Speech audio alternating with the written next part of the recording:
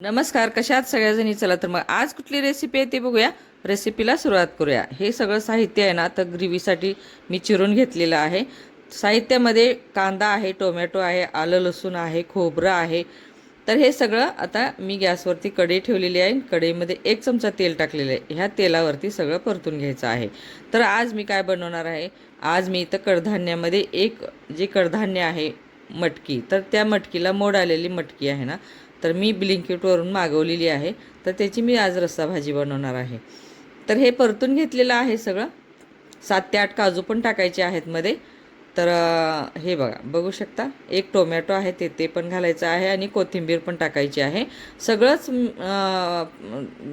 फोडणीमध्ये थोडंसं तेल टाकून तेलावरती परतून घ्यायचं आहे. तर झालेलं आहे. आता काढून घेऊया एका प्लेटमध्ये. तर हे प्लेटमध्ये थंड होण्यासाठी ठेवायचं आहे बाजूला. आणि थंड झालं की आपल्याला ग्रेव्ही वाटून घ्यायची आहे. तर तोपर्यंत इकडं ब्लिंकिटून मागवलेली मटकी आहे ना, मोड आलेली, तर ते मी पाण्यामध्ये धुवून घेणार आहे. हे चाळणीमध्ये ओतून घेतलेले आहे, नळाखाली स्वच्छ धुवून घेते. आणि हे जे आहे ना, ग्रेव्ही करून घ्यायची आहे. तोपर्यंत तिकडं मी पाणी ठेवलेलं आहे गॅसवरती, उकळ आलेली आहे पाण्याला. त्या पाण्यामध्ये मटकी घातलेली आहे आणि उकडून घ्यायची आहे. त्यामध्ये चिमूटभर हळद आणि चवीपुरतं मीठ घातले. उकडून घेतलेली झालेली आहे, काढून घेतलं. गॅसवरती परत मी कढई ठेवलेली आहे. कढईमध्ये तेल ओतून घेतलेलं आहे.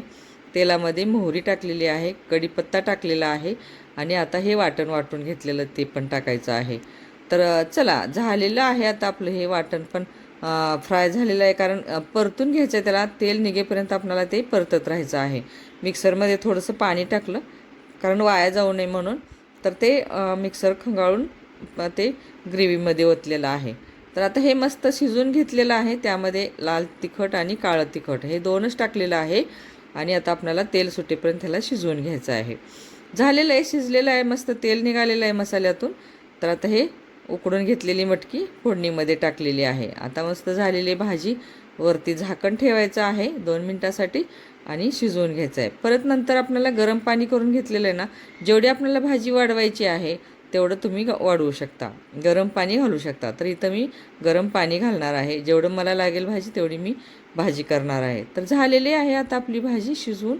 उकळी आली की मी गॅसवरती दुसऱ्या ठेवणार आहे. इथे एक 5 मिनटासाठी मी बारीक गॅस करून ठेवलेला आहे, शिजवून घेते.